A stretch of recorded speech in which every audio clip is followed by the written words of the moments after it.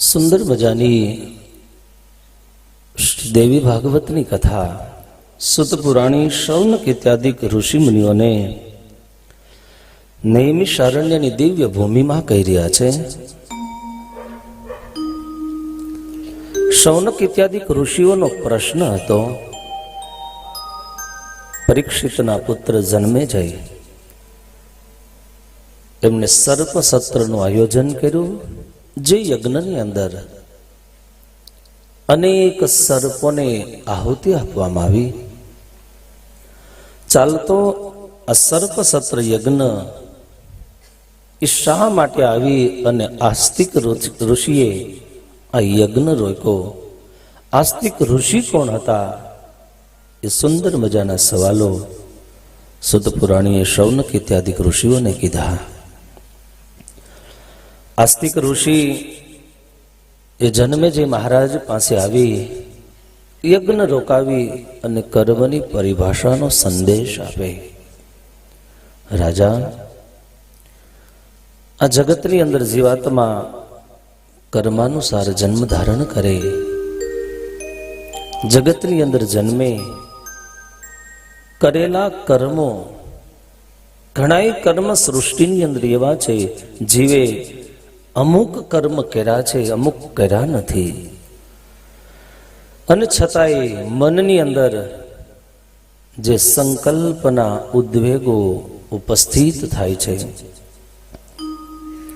મનની અંદર ઉઠતા સંકલ્પો જીવાત્માના મર્મ સ્થળોને પીડે છે, ત્યારે મનનો વેગ પ્રચંડ છે, અસહ્ય છે. થોડુંક ઓછું કરો. કેટલાય મનુષ્યો આ સંસાર રૂપી ભવાબ્ધિની અંદર ઘણી વખત મનના તીવ્ર વેગને એ સંયમનો સહારો ન હોવાથી માનસિક સંકલ્પોના પરિત્રાસથી થાકેલો એ જીવ ક્યારેક અવનવા સહયોગોનો સહારો શોધતો હોય છે. ત્યારે આ જીવ જગતની અંદર જ્યારે જન્મ ધારણ કરે ત્યારે ગીતાની અંદર ભગવાન કૃષ્ણ એમ કહે છે, મન ષષ્ઠાન ઇન્દ્રિયાણી પ્રકૃતિ સ્થાની કરશતી. સવાલ એ જાગે, આ શરીરથી આપણે જીવીએ છીએ, કર્મ કરીએ, આ શરીરનો નાશ થઈ જાય, આ શરીર બળીને લાકડા સાથે ભસ્મ થઈ જાય, પછી તો એના જીવના કર્મ તો શાંત થવા જોઈએ, પણ થતા નથી. શરીર બળી જાય છે, પૃથ્વી પૃથ્વીમાં મળી જાય, જળ જળમાં, તેજ તેજમાં, વાયુ વાયુમાં, આકાશ આકાશની અંદર. આ પંચ મહાભૂતનો પિંડ જ્યાંથી જેટલું લીધું હતું એટલું પાછું ત્યાં આપી દે છે. તો સવાલ એ જાગે કે અહીંનો બધા જ તત્વ અહીંયા પરિપૂર્ણ થયા પછી આગળ જે જીવાત્મા ગતિ કરે છે ત્યારે કોના સહારે એને પૂર્વ જન્મના કર્મો ભોગવતો હોય છે? અને ત્યારે ભગવાન કૃષ્ણએ ગીતામાં શું કર્મનું વિજ્ઞાન બતાવ્યું? મનઃ ષષ્ઠાન ઇન્દ્રિયાણી. એને ખબર કેમ પડે કે મેં ગયા જન્મની અંદર આવી રીતે કર્મ કર્યું હતું?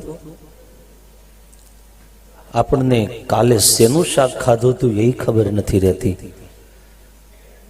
થોડી થોડી ક્ષણોની અંદર આ બધું ભૂલાઈ જાય છે. ત્યારે આખો ભાવ બદલી જાય અને ત્યારે આ જીવ ક્યારેક માનવ હતો એમાંથી પશુ બની જાય, પશુમાંથી ક્યારેક જળનું જંતુ બની જાય, વળી ક્યારેક આગળ ગતિ કરતા ઉર્ધ્વ ગતિ સુધી પહોંચી જાય.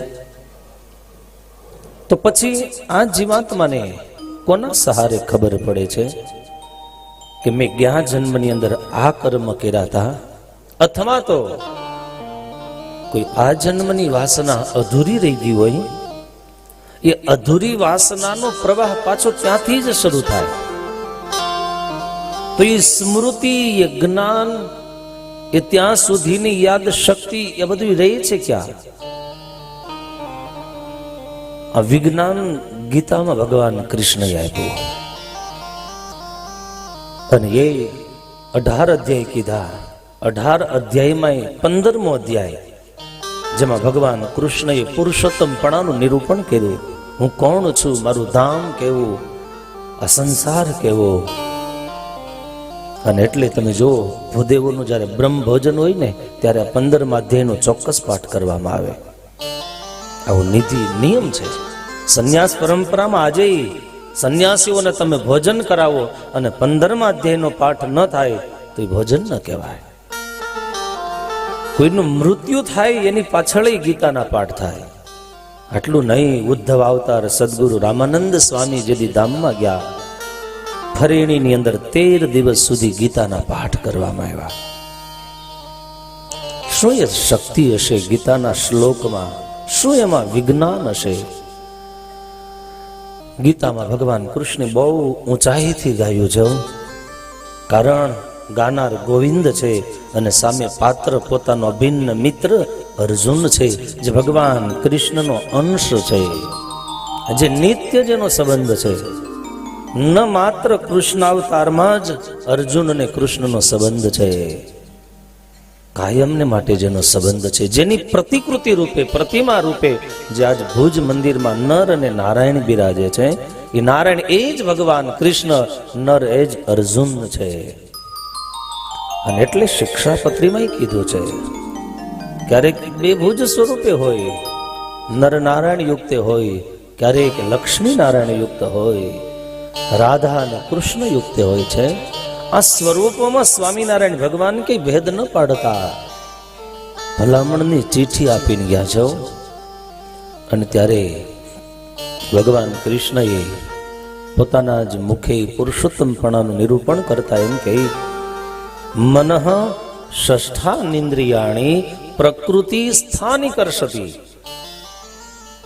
આ શરીર બળી ગયા પછી પણ સ્થૂળ દેહ બળી જાય અને પછી જીવાત્મા અહીંથી જ્યારે જાય છે ત્યારે કેવી રીતે વિદાય થાય, તો કે પ્રકૃતિ સ્થાની કરશતી. જેમ સરસ મજાનો બગીચો હોય, ફૂલ ખીલા હોય, ગુલાબના ફૂલ ખીલા હોય, અને એ વખતે પવનની લહેર આવે અને ઉદ્યાન ઉપરથી એ પવનની લહેર પસાર થાય, પછી એ પવનની જે ગંધ, સુગંધ હોય છે, કેવી હોય છે, ગુલાબના સુગંધ યુક્ત હોય. કારણ એ પસાર પવન ગુલાબના ઉદ્યાનમાંથી થાય છે. ગુલાબ ત્યાંનું ત્યાં છે.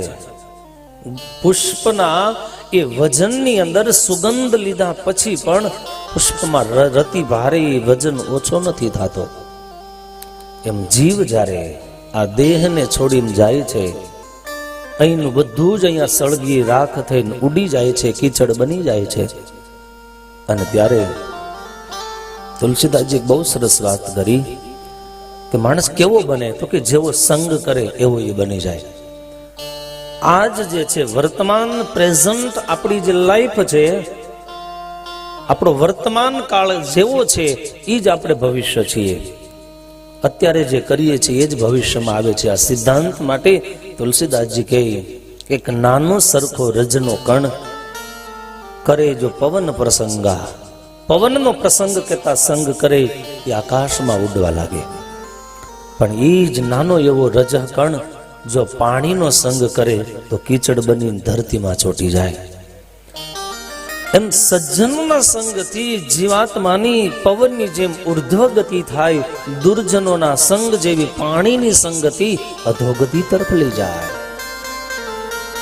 ત્યારે આ પંચમહાભૂતો અહીંયા પૂર્ણ થતા જીવનો આગળનો જે નેક્સ્ટ કાર્યક્રમ છે એ ક્યાં જાય, તો કે મનઃ ષષ્ઠાનિન્દ્રિયાણી, 5 કર્મેન્દ્રિય, જેનાથી આપણે કર્મ કર્યા હતા એ બધી જ ઇન્દ્રિયો.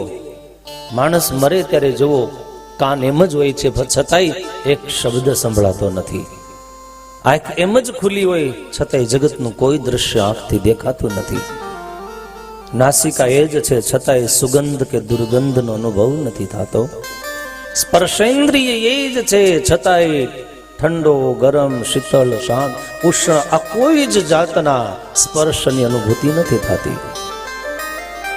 આ કુદરતની કરામત તો જુઓ. તમે હથેળીમાં શાક કે દાળ મૂકો, સ્વાદની ખબર પડે? ખાલી જીભના ટેરવે જ ખબર પડે આ શાક દાળ કેવા છે. તમે ફૂલ લઈ અને કાન પાસે મૂકો, સુગંધની ખબર પડે? ખાલી નાસિકાના અગ્રભાગમાં જ સુગંધની ઘ્રાણેન્દ્રિય એટલી સતેજ મૂકી છે કે ખબર પડી જાય. હવે કીડી કવડી હોય મને કહો તમે, એની સાઈઝ કેટલી? હાથી જવડી હોય? નાની સરખી. તો આટલી નાની સરખી કીડી, એનું નાક કેવડું હશે મને કહો? અને છતાંય એને 8મે માળે ખબર પડી જાય કે સુખડી બની ગઈ છે.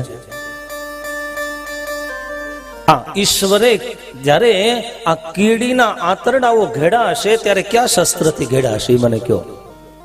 હાથી માટે તો સમજાય. પણ ઈશ્વરે જે દિવસે મોરના ઈંડામાં રંગ પૂર્યો છે ત્યારે માધવે કેમ પૂર્યો છે? આટલું જ નહીં, સમુદ્ર જ્યારે ખારો દૂધ જેવો ભેરો છે અને છતાંય તમે એ નાળિયેરી વાવી હોય અને કેટલી ઊંચી હોય છતાંય એ મીઠા જળ એની પાઇપલાઇન એને કેમ પહોંચાડી શક્યો? આ ઈશ્વર જ્યારે આટલી મોટી સૃષ્ટિનું સર્જન કર્યા પછી આ જીવાત્માનું એનું જ કરેલું કર્મ એના આગળના ભવની અંદર, જન્મની અંદર એને જ મળે, એની વ્યવસ્થા કેટલી સુંદર છે. આપણે ત્યાં કોર્ટમાં ફાઇલું બદલી જાય, નીચે વાળી ઉપર આવતી રહે, ઉપર વાળી ક્યાંય જતી રહે. પણ ઈશ્વરની અદાલતમાં યાદ રાખજો, ક્યારેય પણ કોઈ શબ્દ ભૂસી નથી શકાતો, નવો ઉમેરી શકાતો નથી. ઈશ્વરના કાયદાઓ, ઈશ્વરના કાનૂનો, ઈશ્વરનો ઘડેલો નિયમ, આ પ્રકૃતિ, આટલા મોટા બ્રહ્માંડો, હજી ઘણાય આખું માધાપર નથી જોયું. તો આખા કચ્છની કલ્પના કેમ કરવી? તો આખા ગુજરાતની તો વિચાર જ કેમ થાય? તો આખા ઇન્ડિયા માટે તો કોઈ દી કલ્પના ન કરી શકાય. તો આવા એક ઇન્ડિયા નહીં, આવા કેટલા દેશો, આ બધા દેશો ભેગા થાય ત્યારે એક દેશ થાય, આવો એક કન્ટ્રી થાય.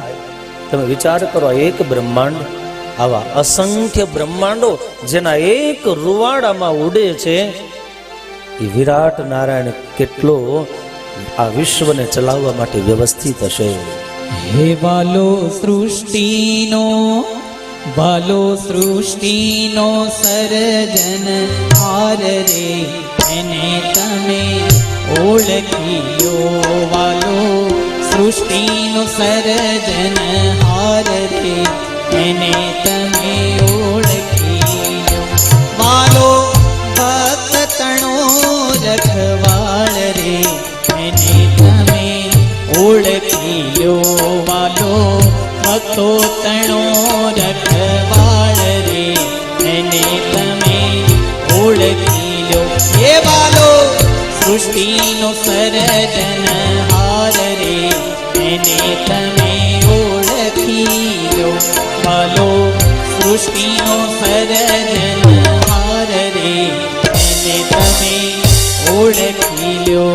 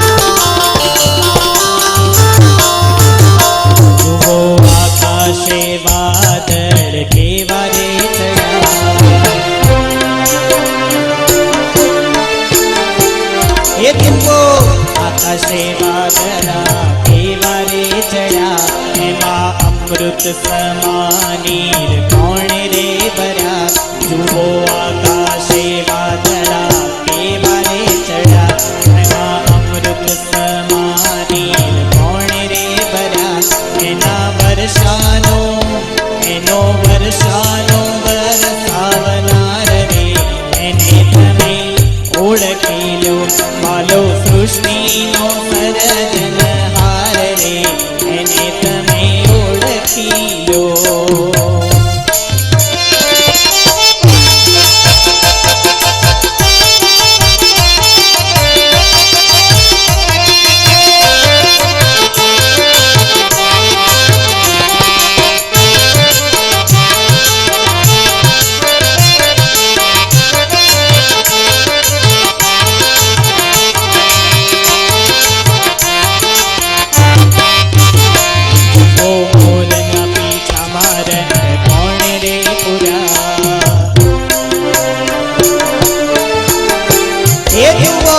મોરના પીછા મારણ કોણ રે પૂરા એવા કીડી નાયા તરડા કોણ રે ગયા જુઓ મોરના પીછા મારણ કોણ રે પૂરા એવા કીડી નાયા તરડા કોણ રે ગયા એવી ઝીણી હારે એવી ઝીણી કળાનો જાણનાર રે એને તમે ઓળખી લો હાલો સૃષ્ટિનો સર્જનહાર રે એને તમે ઓળખી લો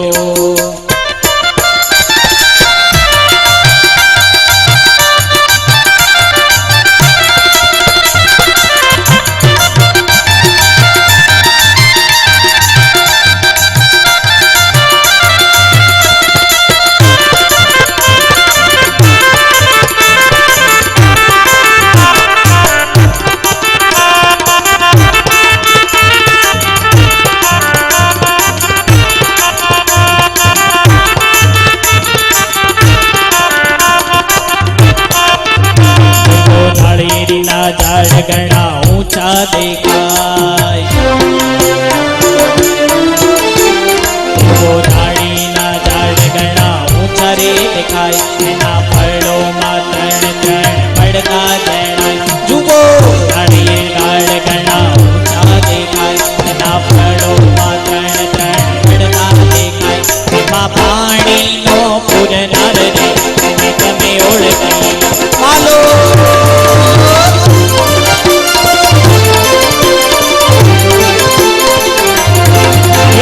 સૃષ્ટિનો સર્જનહાર રે એને તમે ઓળખી લો માલો ભક્તોનો રખવાળ રે એને તમે ઓળખી લો માલો સૃષ્ટિનો સર્જનહાર રે માલો સૃષ્ટિનો સર્જનહાર રે એને તમે ઓળખી લો માલો સૃષ્ટિનો સર્જનહાર રે એને તમે ઓળખી લો માલો ભક્તોનો રખવાળ રે એને તમે ઓળખી લો એને તમે ઓળખી લો એને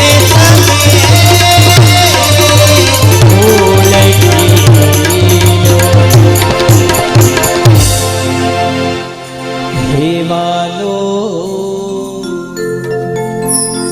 સૃષ્ટિનો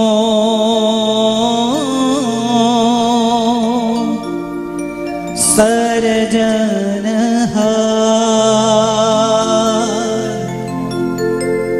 એને તમે ઓળખી લો જેણે આટલી સુંદર વ્યવસ્થાઓ કરી આ સૃષ્ટિનો રચયિતા આ બ્રહ્માંડનો સર્જનનો કરનાર એ ઈશ્વર માટે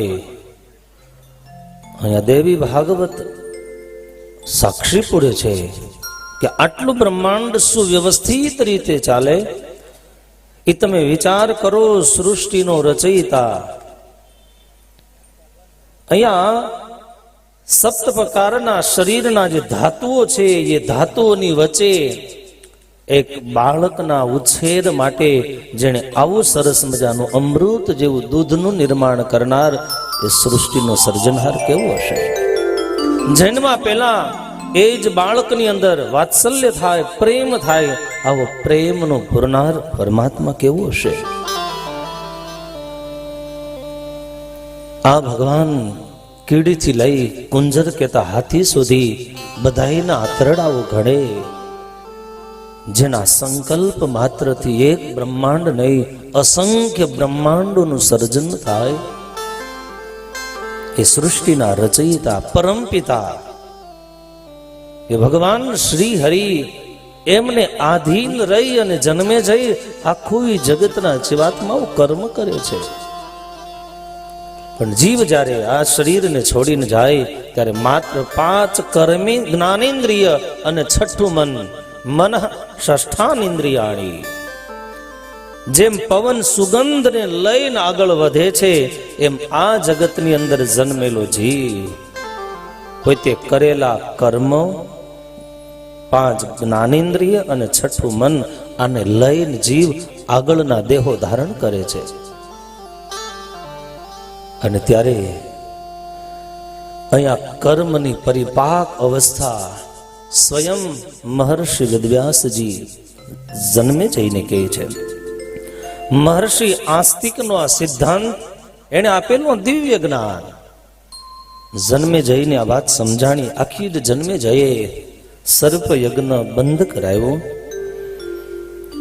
આખી મનની અંદર ઉદ્વિગ્નતા હતી, એની પરમ શાંતિ માટે મહર્ષિ વેદવ્યાસજીના પરમ શિષ્ય વૈશંપાયન એમની પાસેથી મહાભારતની આખી કથા સાંભળી. અને આ કથાના શ્રવણ પછી એનું મનન, એનું ચિંતન કર્યા પછી પણ જન્મે જઈના મનની અંદર પરમ શાંતિની અનુભૂતિ ન થઈ. અને ત્યારે એ જ વખતે જન્મે જઈએ મહર્ષિ વેદવ્યાસજીને વિનંતી કરી, આપ તો જ્ઞાનનો અવતાર છો, આપે પુરાણો, ઇતિહાસો, કેટલાય ઉપમહાપુરાણો, ધર્મ ગ્રંથો એનું આપે સર્જન કર્યું છે, લેખન કાર્ય કર્યું.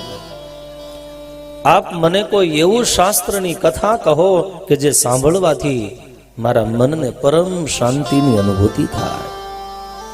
અને એ વખતે મહર્ષિ વેદવ્યાસજી કહે છે, જન્મે જઈ આવ તને દેવી ભાગવતની કથા કહું, જેને શક્તિ ભાગવત કહેવામાં આવે, જેને ભગવતી ભાગવત કહીને સંબોધવામાં આવે છે. આ તમામ પુરાણોમાં આ દેવી ભાગવત, શક્તિ ભાગવત અતિ ગોપનીય છે. આ જ શક્તિ ભાગવત મેં મારા પુત્ર સુખદેવજીને કથા કીધી હતી. પણ આ કથા ગેહે ગેહે જને જને ઘર ઘર સુધી નથી પહોંચી. બહુ ગોપનીય કથા છે. આવ આ કથાનું તું એકાગ્રતાપૂર્વક એનું શ્રવણ કરીશ, એનું મનન કરીશ તો મને વિશ્વાસ છે આ કથાના શ્રવણથી તારા મનની અંદર વ્યાપેલી જે ઉદ્વિગ્નતા છે એ વેદોના સાર રૂપ શક્તિ ભાગવતના કથાના શ્રવણથી તારે પરમ શાંતિની અનુભૂતિ થશે.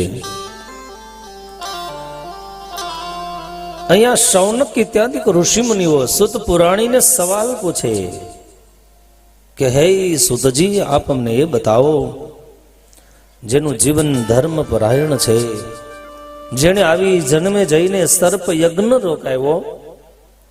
આ મહર્ષિ જે આસ્તિક હતા એ યજ્ઞ રોકાવવા પાછળનું કારણ શું હતું? એને શું એવો સ્વાર્થ હતો કે જે સ્વાર્થને વશ થઈ અને આસ્તિક ઋષિએ જન્મે જઈનો એ સર્પ યજ્ઞ રોકાયો?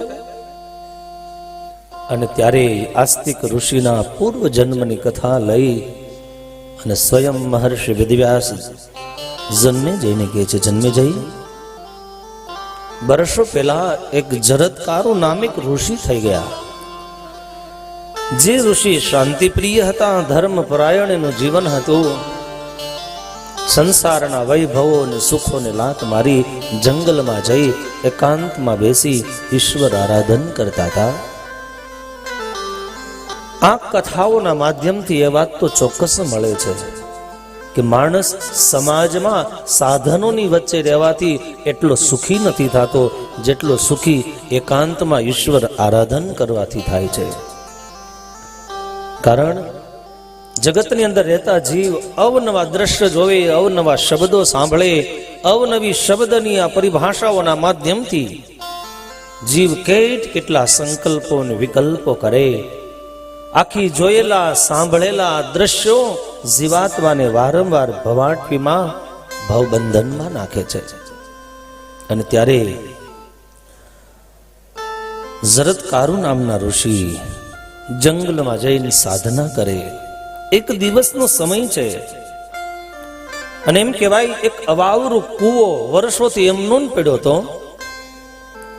અને ત્યાંથી કૂવાના કિનારેથી જરત્કારુ ઋષિ પસાર થાય છે. કૂવામાંથી એક અવાજ સંભળાનો. અવાજ સાંભળ્યા પછી જરત્કારુ ઋષિએ એ કૂવાની અંદર દ્રષ્ટિ કરી. મહર્ષિ વેદવ્યાસજી કહે, જરત્કારુ ઋષિએ પોતાના પિતૃઓને કૂવામાં નતમસ્તક લટકતા જોયા. જરત્કારુએ પૂછ્યું, પિતૃઓ આપ, આની પાછળનું રહસ્ય શું? અને ત્યારે નતમસ્તક લટકતા એમના પિતૃઓએ કહ્યું, જરત્કારુ, તો લગ્ન ગ્રંથિથી જોડા, ગ્રસ્થાશ્રમ ધર્મનો સ્વીકાર કર અને પિતૃ ઋણમાંથી મુક્ત થઈ અમને પિંડદાન અપાવી અને સમસ્ત પિતૃઓનો તું ઉદ્ધાર કર. અને ત્યારે જરત્કારુ ઋષિએ એના પિતૃઓ પાસે શરત મૂકી, હું લગ્ન ગ્રંથિથી જોડાવ પિતૃઓના ઉદ્ધાર માટે, પણ મારી શરત એ છે, મને મારા નામની જ ગ્રસ્તાશ્રમ ધર્મનું પાલન અણિશુદ્ધ કરે, સંસ્કાર વાળી મારે લાયક અને યોગ્ય ઉત્તમ કુળની જો કોઈ કન્યા મળે ને તમારા આશીર્વાદથી પ્રાપ્ત થાય તો હું ગ્રસ્તાશ્રમ ધર્મનો સ્વીકાર કરું. આખીર જરત્કારુ ઋષિએ કુવા ઉપરથી પસાર થઈને આગળ જાય. સમય વ્યતીત થાય. સમય જતા સુત પુરાણી શૌનક ઇત્યાદિક ઋષિઓને કહે છે કે હે ઋષિઓ, કશ્યપ નામે એક ઋષિ થયા. કશ્યપને 2 પત્નીઓ, એકનું નામ કદ્રુ, બીજી પત્નીનું નામ વિનતા છે. આ 2 પત્નીઓમાં આગળ જતા બંને પત્નીઓ થકી એમ કહેવાય, કદ્રુ થકી જેટલા બાળકો જન્માય એ બધા જ સર્પો બન્યા. વિનતા થકી જે બાળકોનો જન્મ થયા એ બધા જ પક્ષીઓ થયા. કદ્રુ સર્પોની માં બની, વિનતા ગરુડ વગેરેની માતા બની. સમય જાય, એક દિવસ કદ્રુ અને વિનતા બંને પરસ્પરસ વાતે લાગી છે. વાર્તાલાપ કરતા કરતા બંને શરત લગાવી છે. કદ્રુ અને વિનતા એ શરત એવી લગાડી. કદ્રુએ વિનતાને પૂછ્યું, વિનતા તું મને એ બતાવ, સૂર્યનારાયણને જોડેલા જે 7 અશ્વો છે એ અશ્વનો રંગ કેવો છે? અને આપણી બંનેની શરત એ છે કે જે હારી જાય એ હારેલીએ જીતેલાની જીવંત પર્યંત દાસી બની અને એની સેવા કરવાની. પોતાની જિંદગીઓ જાણે હોડમાં મૂકી દીધી હોય એમ શરત લગાવી. અને ત્યારે સુત પુરાણી એમ કહે છે કે હે શૌનક ઇત્યાદિક ઋષિ મુનિઓ, આ બાજુ કદ્રુ અને વિનતા એ સર્પ એ જે સૂર્યનારાયણને અશ્વ જોડા છે એનો રંગ કેવો છે જોવા માટે નીકળે. પણ આ બાજુ સર્પોને ખબર પડી કે અમારી માએ વિનતાની સાથે આવી શરત નાખી છે, પણ માને ખબર નથી આ શરતની અંદર માં હારી જવાની છે. આખીર પોતાના માના માતૃત્વનો બચાવ કરવા માટે બધા જ સર્પો ભેગા થઈ અને ભગવાન સૂર્યનારાયણને જે અશ્વો જોડેલા છે એ અશ્વના શરીર ઉપર વીંટોળાઈ ગયા. કદ્રુ અને વિનતા બંને સૂર્યનારાયણના અશ્વોની સામે જોવે. વિનતાએ કહ્યું હતું કે સૂર્યનારાયણના અશ્વનો રંગ સફેદ છે, પણ જ્યારે સર્પોની માતા હારવાની છે અને સર્પો જ્યારે એ અશ્વને વેંટળાઈ જાય છે અને કદ્રુ અને વિનતા જ્યારે જોવે છે ત્યારે અશ્વનો રંગ સફેદ ન જોતા કાબર ચિત્રો જોયો. આખી જ વિનતાજી હારી ગયા. હારેલી વિનતા એ કદ્રુની સેવા કરવા લાગી, પણ દાસી બનીને. પણ કહેવાય છે કે વિણતા કદ્રુની પરાધીનતા સ્વીકારતા એના જીવનમાંથી સમસ્ત સુખોનો વિનાશ થયો. અને એટલે જ રામાયણમાં લક્ષ્મણજી આ વાત કીધી લક્ષ્મણ ગીતાની અંદર કે પરાધીન હું સપને હું સુખ નાહી.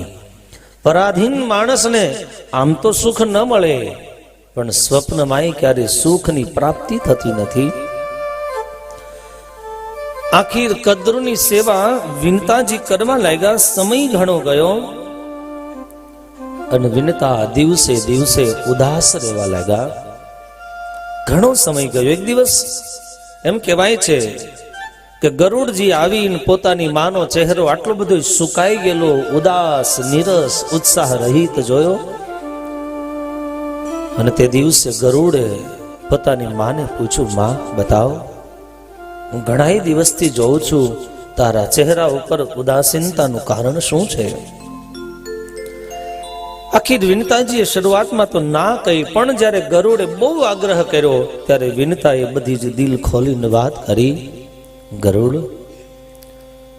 મેં અને કદ્રુએ શરત નાખી હતી, સૂર્યનારાયણના અશ્વનો રંગ કેવો છે, અને એમાં બંને અમે જોયું તો મેં સફેદ કહ્યો તો પણ રંગ તો કાબર ચિત્રો નીકળ્યો.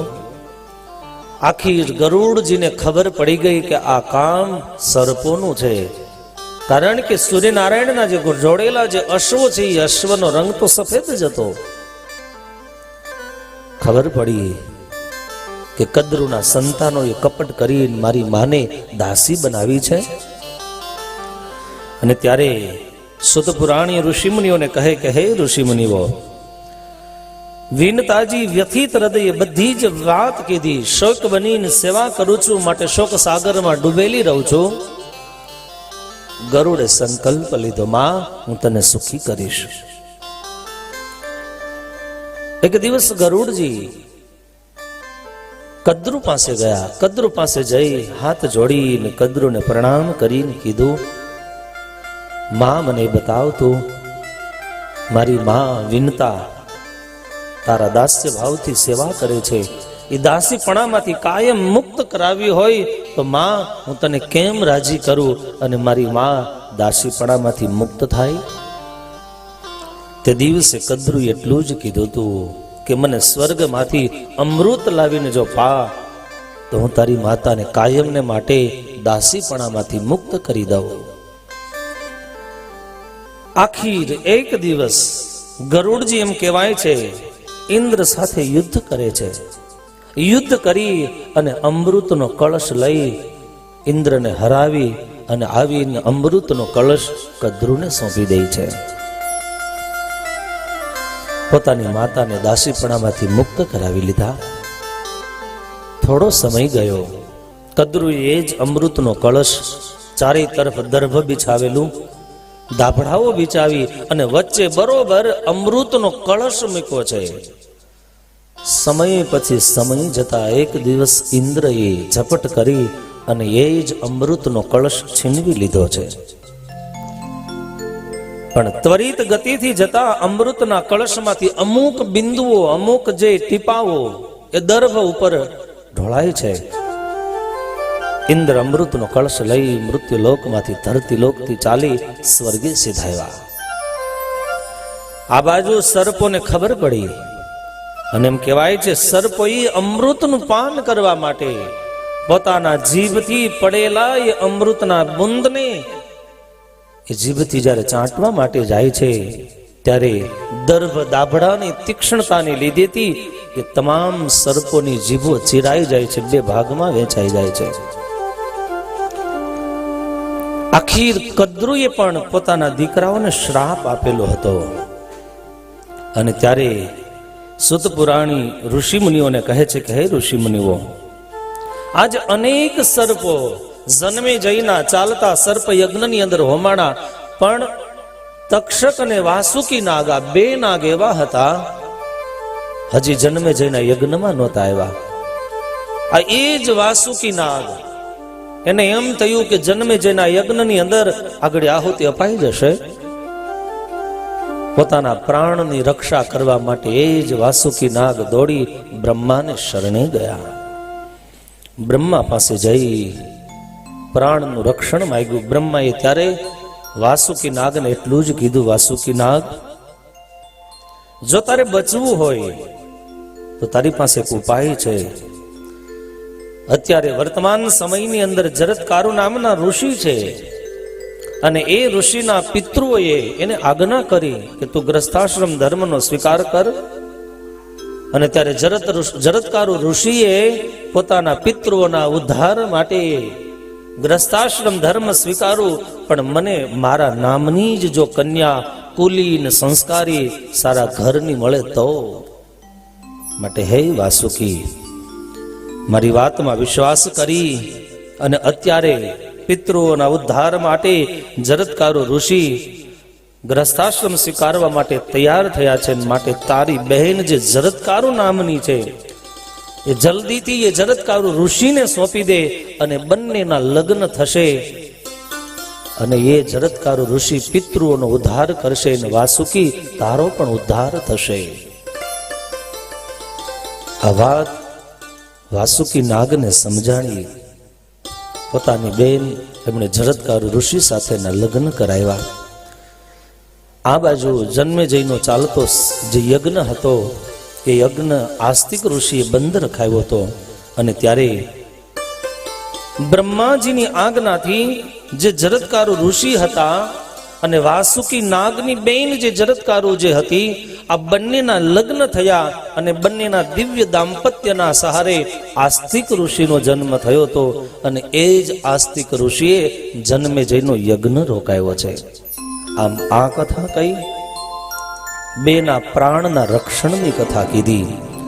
અને અંતમાં દ્વિતીય સ્કંદના છેલ્લા અધ્યાયની અંદર જગદંબાના દિવ્ય આશીર્વાદ, એના ધ્યાન, એના ભજન, એના અર્ચનથી રિદ્ધિ સિદ્ધિની પ્રાપ્તિ, આંતરિક શાંતિની કથા કહી અને દ્વિતીય સ્કંદને વિરામ આપ્યો. આવો દ્વિતીય સ્કંદ રૂપી પુષ્પ आद्य शक्ति ना चरण अंदर समर्पित करिए। हम चलते हैं अपने मन को लेकर तृतीय स्कंद की ओर। भगवान भगवता प्राक्तम यज्ञ अंबिका महत साका कथम समुत्पन्ना कुत्र कस्माश्च किम गुणाहा। तृतीय स्कंदना प्रारंभनी अंदर जन्मे जये महर्षि वेदव्यास जी ने सवाल पूछो कि महर्षि वेदव्यास आप मने ये बताओ पूजन करवा योग्य जे अंबिका यज्ञ नी आपे जे बात करी ये यज्ञ केवी रीते सिद्ध थाय, ये यज्ञ करवाथी केवा फल मळनी प्राप्ति थाय। आ अंबिका यज्ञ माटे साधके शुं करवुं जोईए अने आ कोणे यज्ञ कर्यो तो केवा प्रकारनी सिद्धिनी प्राप्ति थई ये आप कृपा करीने मने कथा कहो। हिंदू धर्मना शास्त्रों कायमने माटे महान रह्या। आ देशना ऋषि मुनिओनो कायम संकल्प हतो कि आ देश आपड़ा पूरती नहीं पण आखाय विश्वनो महान गुरु बने, आवा संकल्पो आपड़ा देशना ऋषिओए सेवाता। एनुं कारण हतुं कि आ देशना ऋषि मुनिओए पोताना स्वार्थनी वात नथी करी, विश्व कल्याणनी वात करी। आटलुं नहीं, हिंदू धर्मना शास्त्रोए क्यारे एम नथी कह्युं कि हूँ तने कहूं छुं तू मानी ले। नहीं, गीतानी अंदर पण तमे जाओ तो भगवान कृष्ण एम कहे, पण सवाल तमे गीतानो जन्म तो जुओ केवी रीते थाय। कुरुक्षेत्रना मैदानमां 52 लाख योद्धाओ उभा होय, बेरीन भूंगळो ज्यां वागी गई होय, ज्यां भयंकर ए सिंहोनो अवाज थतो होय, हाथीनी हणेनाटीओ थती होय અને ત્યારે પાંચજન્ય શંખ ફૂંકાઈ ચૂક્યો હોય, અને ત્યારે તમે વિચાર કરો, અર્જુન એમ ભગવાન કૃષ્ણને કહે છે, દ્વારિકાના નાથ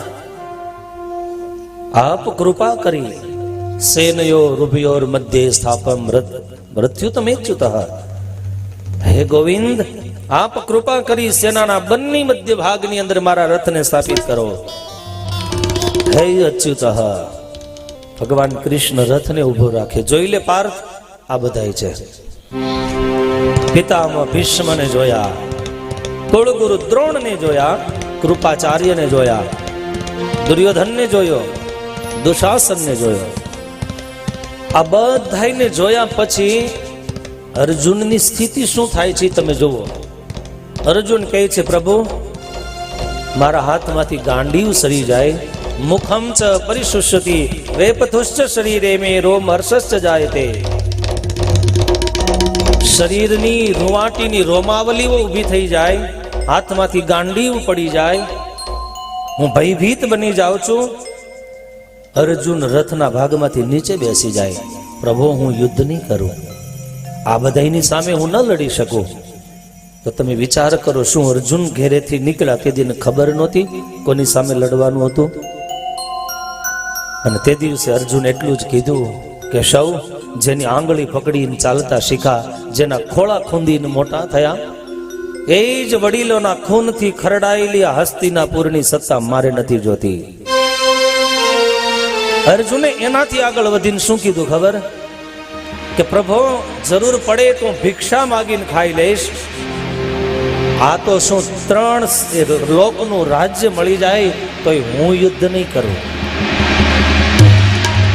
તમે વિચાર કરો, અહીંયા તો ખાલી હસ્તિનાપુર પૂરતી જ વાત હતી. અને ત્યારે અર્જુન તો એમ કહે, સ્વર્ગલોક મળી જાય, પાતાળ લોક મળી જાય કે મૃત્યુલોક મળી જાય, આ યુદ્ધ કરવાથી 3 લોક મળે તોય હું યુદ્ધ ન કરું. અહીંયા અર્જુનને જુઓ, વાત્સલ્ય પ્રેમ ભરાણો છે. અને તે દિવસે એમ કહેવાય અર્જુનના મનની અંદર એ નિરાશા જન્મી. અને એ વખતે ભગવાન કૃષ્ણએ ગીતા ગાય. અને તમે જુઓ, ગીતાની અંદર ભગવાન કૃષ્ણએ આત્મા અનાત્માની વાત કરી, કર્મયોગનું નિરૂપણ કર્યું, આ સંસારની ઉત્પત્તિની વાત કરી, પ્રકૃતિની વાત કરી. આટલું કીધા પછી ભગવાન કૃષ્ણએ, હું આ સૃષ્ટિ રૂપે હું પોતે જ છું, નદીઓમાં ગંગા હું છું, વૃક્ષમાં પીપળો હું છું, પહાડોની અંદર હિમાલય હું છું. આમ ભગવાન કૃષ્ણ એક પછી એક પોતાની વિભૂતિઓ બતાવે. ઋતુનામ કુસુમાકરઃ, કુસુમ ઋતુ એ હું છું. પણ આ જ્ઞાન દીધા પછી કેશવને એમ થયું, કદાચ અર્જુનને આ વાતમાં વિશ્વાસ આવે કે ન આવે. અને ભગવાન કૃષ્ણએ 11મા ગીતાના અધ્યાયની અંદર એમ કહેવાય, વિશ્વરૂપના દર્શન કરાવ્યા.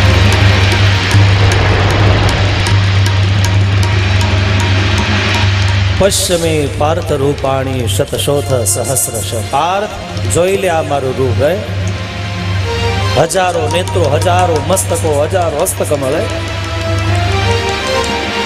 અર્જુને હાથ જોડ્યા, ક્ષમા કરજો પ્રભુ, આ તમારા વિશ્વ રૂપને જોવા માટે હું સક્ષમ નથી. પ્રભુ આપ મને જેવું મૂળ રૂપ હતું ને એ રૂપના દર્શન કરાવો. ભગવાન મૂળ રૂપમાં આવ્યા, પ્રકૃતિની વાત કરી, સંસારની ઉત્પત્તિની વાત કરી. આગળ ચાલતા 15મા અધ્યાયમાં પુરુષોત્તમપણાનું નિરૂપણ કર્યું. 16મો અધ્યાય, 17મો અધ્યાય, 18મો અધ્યાય કીધો. આ બધું જ્ઞાન દીધા પછી ભગવાન કૃષ્ણ એમ કહે, યથા ભવેદ્ભ્યો રુચતે તથા ત્વમ ગુરુ. આ જે હતું એ તને કહી દીધું, હવે તને જેમ સારું લાગે એમ કર. કૃષ્ણ એમ નથી કીધું કે હવે તો તે વિશ્વરૂપ જોઈ લીધું છે, હવે હું કહું એમ જ કરજે, એમ નહીં.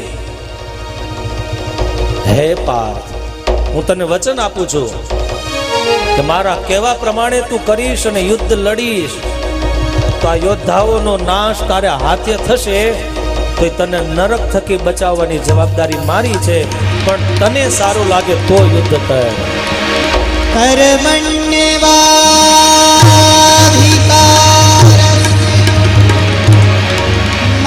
ફલેષુ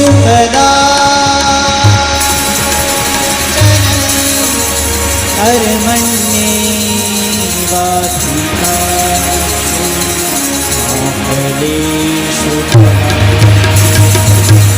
कथा है पुरुषार्थ की, स्वार्थ की परमार्थ की। कथा है पुरुषार्थ की, स्वार्थ की परमार्थ की। सारथी जिसके बने श्री कृष्ण भारद्वाज की। सारथी हो सारथी जिसके बने श्री कृष्ण भारद्वाज की। शब्द विघोषित हुआ,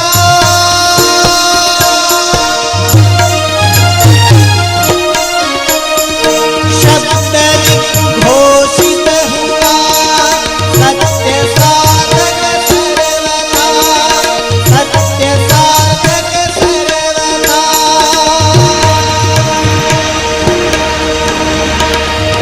यदा यदा हि धर्मस्य ग्लानिर्भवति भारत, अभ्युत्थानमधर्मस्य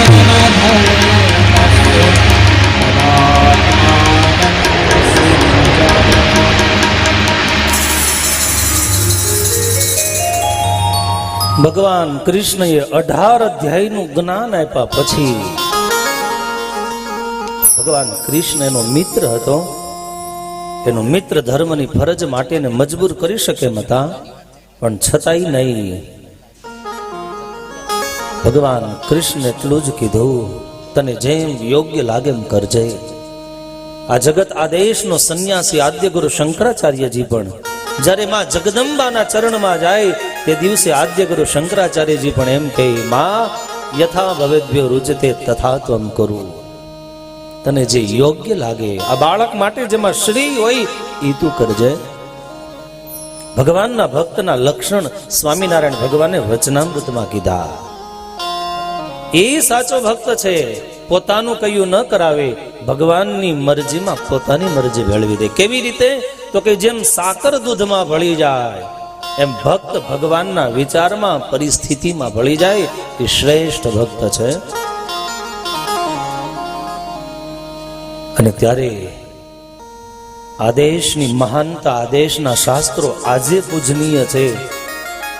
5, 50 કે 100 વર્ષ પછી આપણે નહીં હોઈએ, પણ યાદ રાખજો, લાખ વર્ષ પછી પણ આખા વિશ્વનું નેતૃત્વ હિન્દુ ધર્મના શાસ્ત્રો કરતા હશે. કારણ આમના એક એક શ્લોકે વિશ્વ કલ્યાણની ભાવનાઓ પડી છે. અને ત્યારે અહીંયા તૃતીય સ્કંદના આરંભમાં સવાલ પૂછ્યો છે કે અંબા યજ્ઞનું આયોજનનું કારણ શું હતું, એની ફળશ્રુતિ શું છે, કેવા ભાવથી અર્ચન અને પૂજન કરવું. એક સમયની વાત, એક વખત ગંગા કિનારે નારદ મુનિ વિરાજમાન હતા. જો વેદવ્યાસજી જન્મે જઈને કહે છે, સાંભળ જન્મે જઈ, હું એકવાર ગંગાને કિનારે ફરતો ફરતો દેવર્ષિ નારદજી પાસે પહોંચી ગયો. મેં નારદજીને વંદન કર્યા. નારદજીને આવો જ સવાલ પૂછો, હે નારદ, આપ કૃપા કરીને મને એ કહો, આ બ્રહ્માંડના સર્જન કરનાર કોણ છે? આટલું મોટું બ્રહ્માંડ આટલા અબજો વર્ષોથી સુવ્યવસ્થિત રીતે ચાલે છે, એનો જન્મ થાય, સંચાલન થાય અને અંતે જ્યારે સમય આવે એ કલ્પ અને અંતે જેનો સંહાર થઈ જાય, તો આટલી સુભગ વ્યવસ્થાનો કરનાર, સર્જન, પાલન અને પોષણ અને અંતે પ્રલયનો કરનાર, જેનાથી જન્મે, જેનાથી જીવે ને જેનામાં સમાઈ જાય, યતો વા ઈમાની ભૂતાની જાયંતે એન જીવંતી. ઉપનિષદ એમ કહી, આ બ્રહ્માંડનું સર્જન કરતા કોણ છે? તમને દિવાલ ઉપર ચિત્ર દેખાય એનો મતલબ એ છે કે ચિત્ર છે તો ચિત્રકાર હોવો જોઈએ.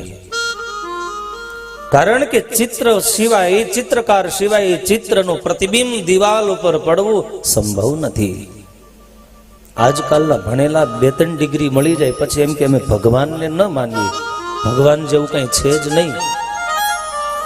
ત્યારે એને પૂછજો, તારો જન્મ થયો, તું જીવતો છો, એ જ મોટું નિશાની છે કે ભગવાન જગતમાં છે. કારણ કે કોકે તો તારું સર્જન કર્યું ને. અને ત્યારે સ્વયં નારદજી કહે છે, મેં મારા પિતા સૃષ્ટિના રચયિતા બ્રહ્માજીને આ સવાલ પૂછેલો, આ સૃષ્ટિનું સંચાલન કોના માધ્યમથી થાય છે? અને ત્યારે એ વખતે સ્વયં બ્રહ્માજીએ મને જે જવાબ દીધો હતો, અને દેવતાઓના દિવ્ય દેહમાંથી જે શક્તિનો દિવ્ય પ્રાદુર્ભાવ થયો, એ કથા આવ રાજા હું તને કહું. તે અંબિકા યજ્ઞ વિશે સવાલ પૂછ્યો છે. ત્યારે જગત જનની જેના માધ્યમથી સૃષ્ટિનું સર્જન થાય, બ્રહ્માનો પ્રાદુર્ભાવ, ભગવાન નારાયણની નાભી કમળમાંથી કમળ જન્મે, જન્મા પછી બ્રહ્માજીની જે સર્જનાત્મક શક્તિ છે, ભગવાન વિષ્ણુની જે પાલન અને પોષણની શક્તિ છે, અને પ્રલયની અંતે રુદ્રની જે વિનાશ કરનારી જે શક્તિ જેના માધ્યમથી મળે છે, એ જગદંબાના પ્રાગટ્યની કથા તને કહું. જે જગદંબાનું પ્રાગટ્ય પોષ મહિનાની પૂનમને દિવસે થયું હતું. કાલે જ ગઈ ને પૂનમ, એ કાલનો દિવસ હતો. અને એમ કહેવાય કે આ જગદંબાના પ્રાગટ્યમાં ત્રિશૂળનું બહુ મહાત્મા દેવી ભાગવતજીની અંદર બતાવવામાં આવ્યું છે. એ દિવસે એમ કહેવાય 1650 એનું અર્ચન, એનું પૂજન થાય. એ દિવસે એમણે મહિષાસુર જેવા અનેક અસુરોનો નાશ કર્યો હતો. સમય પછી સમય જતા સૃષ્ટિનો પ્રારંભ થયો. સત્કર્મ કરવા વાળા દેવ બન્યા, અસદ કર્મની વૃત્તિઓ વાળા દાનવ બન્યા. ક્યારેક દેવી શક્તિ વૃદ્ધિ પામે તો ક્યારેક દાનવની શક્તિઓ વૃદ્ધિ પામે. આ સંસારની અંદર યાદ રાખજો, 100% સુખ નથી અને 100% દુઃખ પણ નથી. અને 100% સુખ મળે તો આપણે 100% સુખ ભોગવી પણ ન શકે, અને 100% દુઃખ મળે તો આપણે જીવી પણ ન શકે. ઈશ્વરની કૃપા સુખ અને દુઃખ બંનેની અંદર રહેલી છે. માનવને માનવના રૂપમાં પ્રારબ્ધ કર્મના છેલ્લા શ્વાસ સુધી જીવાડવા આપણા માટે ઈશ્વર સુખ અને દુઃખ બંનેનું નિર્માણ કરે છે. અને ત્યારે એક વખત અસુરોની શક્તિ વૃદ્ધિ પામી, કે જે અસુરોનું નામ મહિષાસુર હતું. મહિષાસુર દૈત્ય છે, અને એ દૈત્યએ દેવતાઓની સામે એમ કહેવાય ભીષણ યુદ્ધ કર્યું છે. યુદ્ધ થયું. યુદ્ધની અંદર અમર થવાની એના મનની અંદર ભાવના જાગી, અમરત્વની પ્રાપ્તિ માટે એને એમ થયું, લાવ હું ઈશ્વર આરાધન કરું, બ્રહ્માજીનું ભજન કરું, અને બ્રહ્માજીનું વરદાન મેળવીને અજર અમર બની જાઓ. આખીર એ મહિષાસુર બ્રહ્માજીની આરાધના કરી. વર્ષો વ્યતીત થયા. બ્રહ્માજી પ્રસન્ન થયા. મહિષાસુરને કહે છે, માગ, શું તને આપું? અને એ દિવસે મહિષાસુરે બ્રહ્માજી પાસેથી વરદાન મેળવ્યું છે કે હે બ્રહ્મન, આપ જો પ્રસન્ન થયા હોય તો મને એ વરદાન આપો, મને કોઈ દિવસ મૃત્યુનો ભય ન સતાવે, મારે ક્યારે મૃત્યુનું મોઢું ન જોવું પડે. બ્રહ્માજીએ માથું ધોણાયું, મહિષાસુર, એ સંભવ નથી. જેનો જન્મ થયો એનું મૃત્યુ નક્કી છે. કદાચ આવરદા સરખી ન હોય. હું આ વરદાન તને ન આપી શકું એનું કારણ છે કે મારું પણ એક દિવસ મૃત્યુ થવાનું છે. એક કલ્પ પૂરો થાય અને મારું મૃત્યુ સંભવ છે. તો જે મારા હાથનું વાત નથી, જે કામ નથી, એ હું તને ક્યારેય વરદાન ન આપી શકું. બીજું કંઈક માંગ.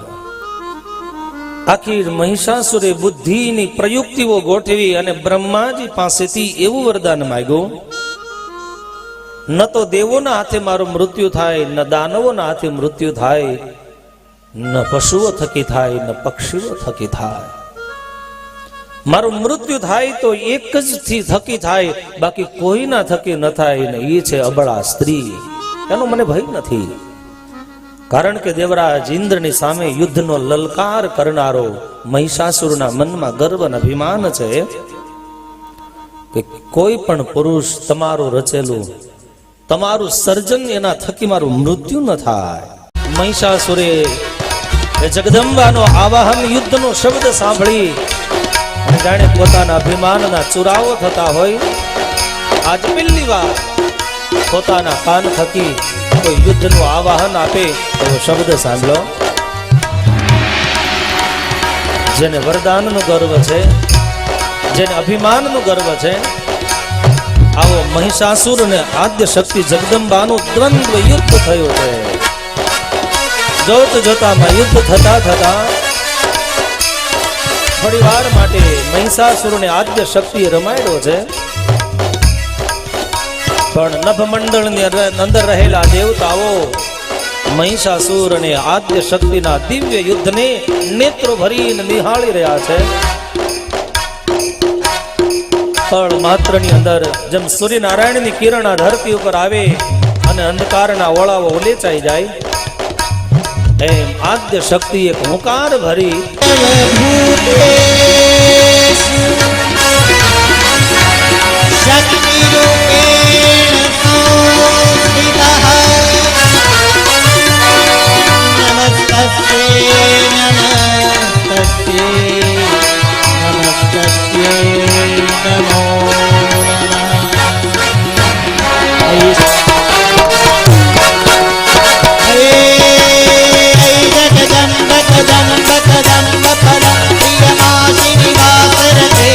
શિખર શિરોમણિ તુંગ હિમાલય,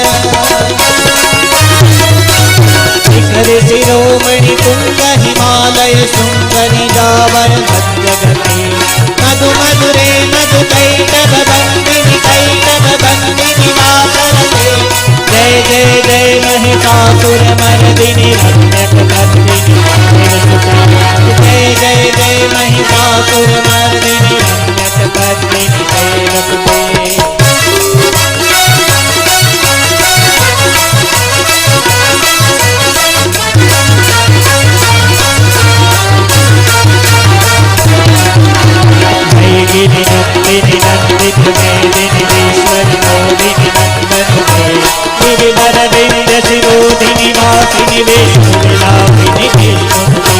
भगवती है सिद्धि कंठक तोमिनी, भगवती है सिद्धि कंठक तोमिनी,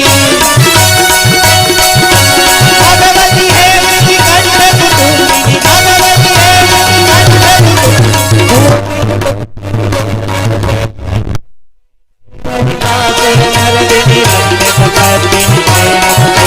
जय जय जय महिषासुर मर्दिनी रम्यक पद्मिनी कैरसुते, जय जय जय महिषासुर मर्दिनी, जय जय जय महिषासुर, जय जय जय महिषासुर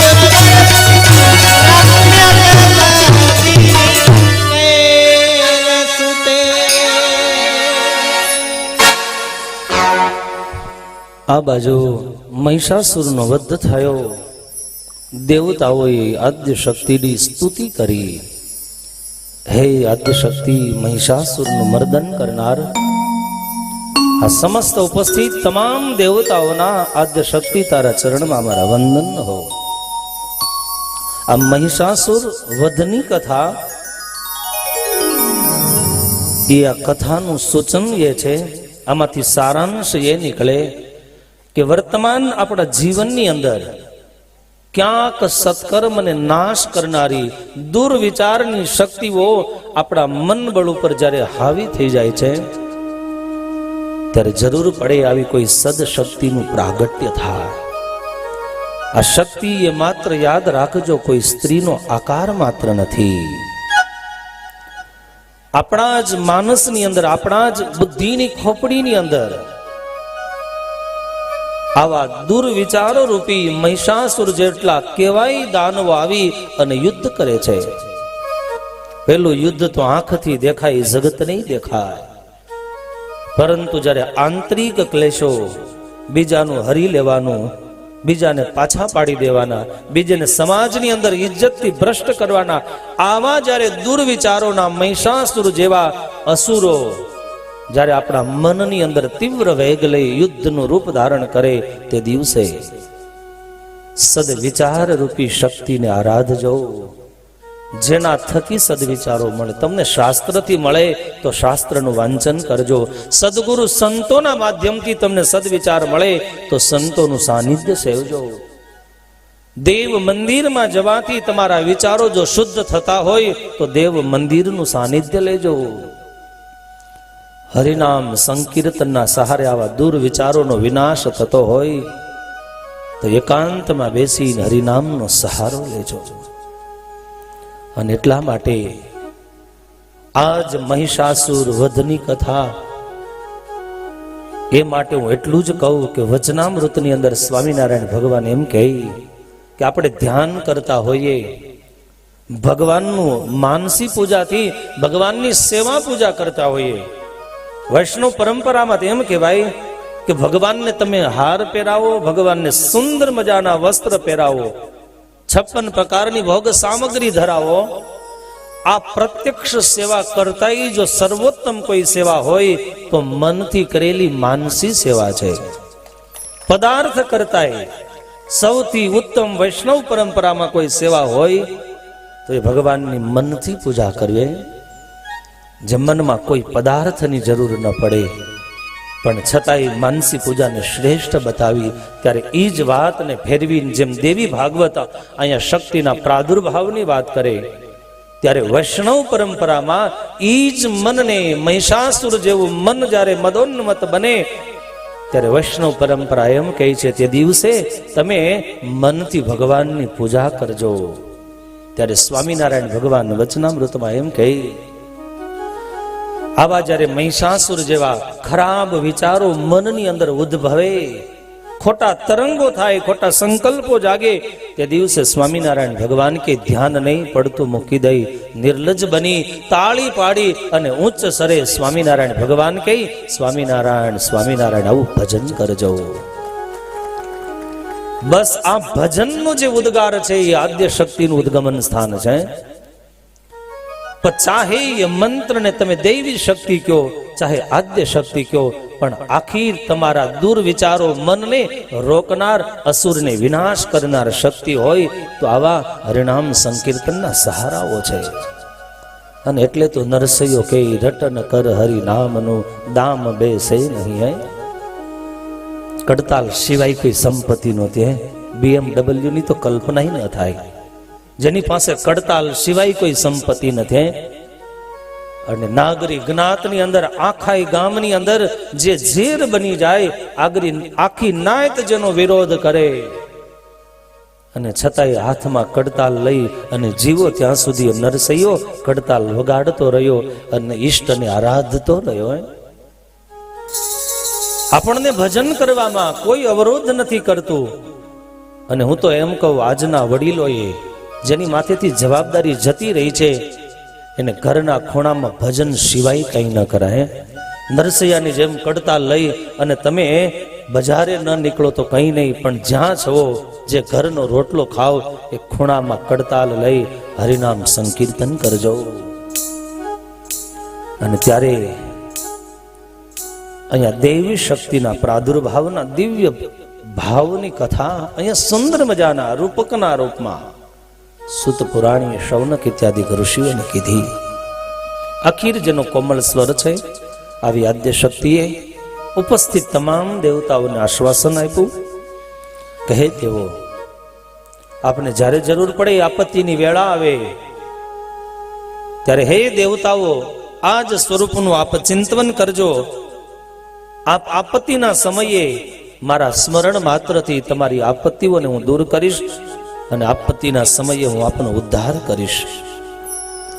આદ્ય શક્તિ જગદંબાએ આ રીતે દેવતાઓને આશ્વાસન આપી અદ્રશ્ય થયા છે. આવી જ એક સુંદર મજાની કથા સુત પુરાણી, શૌનક ઇત્યાદિ ઋષિ મુનિઓને કહે કે હે ઋષિઓ, એક શુંભ અને નિશુંભ નામના 2 દૈત્યો છે. આ બંને દૈત્યો જેનો જન્મ જ પાતાળ લોકની અંદર છે, પણ આ બંને દૈત્યો એક દિવસ ચાલતા ચાલતા એટલું ચાલ્યા કે ચાલતા એ પાતાળમાંથી ધીરે ધીરે શુંભ અને નિશુંભ એમ કહેવાય મૃત્યુ લોક સુધી પહોંચી ગયા. આ તમે બુદ્ધિથી કલ્પના કરશો તો નહીં પહોંચાય. કારણ કે આપણે ઘરેથી મંદિરે નથી પહોંચતા, તો પાતાળમાંથી પૃથ્વીલોકમાં કેમ અવાય? હવે ખાલી શાક લેવા જવું હોય તો સ્કૂટી વગેરે ન જઈએ આપણે. દેવ મંદિર જવું હોય તો 2 ડગલા ન ચાલીએ. અને એટલા માટે આપણા શાસ્ત્રકારો અને ઋષિ મુનિ હોય તો પ્રલોભન આપ્યું છે કે જે ભગવાનના મંદિરે ચાલીને જાય છે એને એક એક પગલે અશ્વમેઘ યજ્ઞનું ફળ મળે છે. આ ઋષિ મુનિઓની આજ્ઞા તમે કદાચ આધ્યાત્મિકતાથી ન માનો તો કંઈ નહીં, પણ આ દેશના અર્થતંત્ર માટે જો આટલું કરો ને તો ઘણું બધું પેટ્રોલ બચી જાય. સાંભળા, આમાંથી મને કઈ ગવર્મેન્ટ કઈ કમિશન નથી આપતા, પણ હું તમને એટલા માટે કહું છું, ચાલતા ચાલતા જશો, કોઈનું ઘર જોશો, કોઈનું આંગણું જોશો, કોઈના આંગણે રંગોળી જોશો, તુલસીના ક્યારાના દર્શન કરશો, તમારી આંખ પવિત્ર થશે. કોઈનો પૂજેલો ઉમરો જોશો, તમને ગુણ આવશે, તોય તમારું કંઈક કલ્યાણ થશે. અરે રસ્તામાંથી કોઈ ભગવાનનો ભક્ત જાતો હશે, એના કપાળમાં તિલક ચાંદલો હશે, એના દર્શન થઈ જશે, તોય તમારું કલ્યાણ થશે. આટલું જ નહીં, ઘણી બધી બીમારીઓ શરીરમાં હશે, તમે ચાલતા ચાલતા જશો તો બીમારીઓ દૂર થઈ જશે. તમે ફિઝિકલી જોવો તોય ભલે અને સ્પિરિચ્યુઅલ લાઈફથી જોવો તોય ભલે, ઋષિ મુનિઓની આજ્ઞાઓ આપણા માટે કાયમ માટે કલ્યાણ કરનારી રહી છે. માટે નિયમ લેજો. કમ સે કમ 1 કિલોમીટર સુધી દૂર હોય ત્યાં સુધી તો ચાલીને જવું, પછી કિલોમીટરથી વધારે હોય ભલે ગાડીઓ લઈને આવે, પણ આટલા લોકોએ તો ખાસ આ શબ્દ સાંભળતા હોય તો જીવનમાં ઉતારવા. કારણ કે માનવ જીવનના પાયાઓ યાદ રાખજો. જે દિવસે માણસ ઘી નીતરતા ચૂરમાના લાડુ 5-5 ખાઈ જતો તેથી બચી જતા હતા, આજે સુકાઈ ગયેલા ખાખરાય પચતા નથી. તમને બધાને ખબર છે, માણસ પાસે કાંઈ ન હોય, કાળી મજૂરી કરે, ઘરનું ઘર નહોતું, બંગલો બની ગયો. જે દિવસે ખાવા માટે કાંઈ નહોતું, 50 વર્ષ સુધી કાળી મજૂરી કરી અને હવે ઘરમાં સુવિધા થઈ, જ્યાં ડોક્ટરને નાડી બતાવી, ડોક્ટર કે ડાયાબિટીસ થઈ ગઈ, કોલેસ્ટ્રોલ વધી ગયો છે, પ્રેશરની બીમારી છે, એટલે મીઠા વગેરેનું ખાજો, ઘી વગેરેનું ખાજો, ગળપણ કે ખાંડ કંઈ ખાતા નહીં. આ 50 વર્ષ સુધી ભેગું કર્યું ખાવા માટે, હવે ખાવાની ઉંમર થઈને તમે ના પાડો. પણ યાદ રાખજો, જે દિવસે સમાજ પરિશ્રમ કરતો હતો, પોતાનું કામ પોતાની હાથે કરતો હતો, તે દિવસે માણસ સ્વસ્થ હતો, તે દિવસે માણસ મસ્ત હતો. અને આજ કેલ્ક્યુલેટરો આવી ગયા. હું તો એમ કહું, માણસ પાસેથી એક ગાડીની ચાવી લઈ લો, એક મોબાઈલ લઈ લો ને કેલ્ક્યુલેટર લઈ લો, પછી માણસને પગ હોવા છતાં એ પાંગળો બની જાય. નો એને હિસાબ આવડે, ન ઘરની બહાર નીકળી શકે. આપણું સર્જન યાદ રાખજો, આપણા બંધનનું કારણ ન હોવું જોઈએ. આ સૃષ્ટિની અંદર કહેતા મૃત્યુલોક સુધી પહોંચી ગયા, મૃત્યુલોકમાં આવ્યા, મૃત્યુલોકનું વાતાવરણ જોયું અને દીર્ઘકાળ સુધી એને દેવતાઓ એ સ્વર્ગનો ત્યાગ કરી હિમાલયની ગુફાઓમાં છુપાઈ ગયા. આખીર દેવતાઓ થાકેલા, જે હિમાલયની હિમકંદરામાં આદ્ય શક્તિએ દિવ્ય દેહ ધારણ કરી અને દેવતાઓને વરદાન આપેલું કે દેવતાઓ, જ્યારે વિપત્તિની વેળાઓ આવે ત્યારે મારું સ્મરણ કરજો, હું ચોક્કસ તમને આપત્તિના સમય થકી તમારું રક્ષણ કરી અને તમારો બચાવ કરીશ. આ મૃત્યુ લોકનો માનવી જુઓ કેવો સ્વાર્થી છે, જીત થઈ જાય પછી ભગવાન યાદ નથી આવતા. આ શુંભ અને નિશુંભે આરાધના કરી, સાધના કરી, કોની? બ્રહ્માજીની. બ્રહ્માજી પાસેથી એને શું માંગ્યું? અમારું મૃત્યુ ન થાય. આ દેવી ભાગવતનું રૂપક છે, પણ એનો આધ્યાત્મિક અર્થ સાંભળો ભાઈ. શુંભ અને નિશુંભ આ બે આસુરી વૃત્તિ, એ સાધના કરે કોની? બ્રહ્માની. કે મારું નિત્ય સેવા, નિત્ય કીર્તન, નિત્ય નિરખવા નંદ કુમાર રે. ભગવાન તારા થકી મોત મળે ને તોય મહોત્સવ છે અમારા માટે. અમારે તો નિત્ય કીર્તન, નિત્ય ઉત્સવ, નિત્ય નવા પ્રસંગો, એ જ અમારા માટે તારું ધામ છે. ચાહે અહીંયા રાખ, તારી મરજી હોય તો ત્યાં લઈ જાય. તારી જે પણ આપેલી પરિસ્થિતિ એનો કોઈ વિરોધ ક્યારેય કોઈ ભગવાનના ભક્તએ ક્યારેય કર્યો નથી. એવી જ લાલસા હાથની નવરાત્રીના પાવનકારી પ્રસંગો આવવાના છે. આપ આદ્ય શક્તિનું આરાધન કરો, 9 દિવસ સુધી દુર્ગાની આરાધના કરો. આજ નવરાત્રીના 9 દિવસ સુધી આદ્ય શક્તિની આરાધના પૂર્વે મહર્ષિઓએ પણ કરેલી, માનધાતાએ પણ કરેલી, દેવતાઓએ પણ નવરાત્રિના પ્રસંગની અંદર આદ્ય શક્તિની આરાધનાઓ કરેલી છે. ભગવાન શિવજીએ પણ એમ કહેવાય ત્રિપુરાસુરના વધ માટે નવરાત્રિના 9 દિવસ સુધી શક્તિના સંચય માટે એમણે પણ નવરાત્રિના પર્વની ઉજવણી કરેલી. મધુ નામના દૈત્યના વિનાશ માટે ભગવાન વિષ્ણુએ પણ 9 દિવસ સુધી આદ્ય શક્તિની આરાધના કરેલી. માટે નારદજી ભગવાન રામચંદ્રજીને કહે છે, આપ નવરાત્રિનું આપની શક્તિ અને શ્રદ્ધા પ્રમાણે અર્ચન અને પૂજન એ આદ્ય શક્તિનું કરો. ભગવાન રામચંદ્રજીએ નારદજીને પૂછ્યું, નવરાત્રિની અંદર આદ્ય શક્તિની આરાધના, એનું અર્ચન અને પૂજન કેમ કરવા? ત્યારે સવિસ્તાર નારદજી અર્ચન પૂજનની વિધિ બતાવી. સુંદર મજાનો ભવ્ય મંડપ નાખવો, સુંદર મજાની યજ્ઞની વેદિકા સ્થાપન કરવી, કેળોના પાંદ લાવી એ યજ્ઞના મંડપને સુશોભિત કરવો, આસો પાલેવના તોરણ બંધાવવા, આસપાસનું જે વાતાવરણ છે એને સ્વચ્છ બનાવવા માટે એમને વાળી ચોળી સ્વચ્છ કરી સુગંધમાન જળનો છંટકાવ કરવો, 7 ધાન્ય ભેગા કરી જુવારાઓ ઉગાડવા, સુંદર મજાનો દીવો પ્રજ્વલિત કરવો, 8 દિવસ સુધી અન્નનો આહારનો ત્યાગ કરી માત્ર દૂધ અને ફળનો એ આહાર લઈ 8 દિવસ વ્યતીત કરવા, બ્રાહ્મણોને બોલાવી નવાર્ણ મંત્રનો જાપ કરાવવો, અને જ્યારે 9મીનો દિવસ આવે ત્યારે પ્રાતઃકાળમાં નિત્ય કર્મથી પરવારી ચંડિકા યજ્ઞ કરવો, આદ્ય શક્તિની આરાધના કરવી, બ્રાહ્મણોનું પૂજન કરવું, કુંવારી કન્યાઓને જમાડી દક્ષિણાઓ આપી મિષ્ટાન્ન ભોજન જમાડી એના આશીર્વાદ પ્રાપ્ત કરવા.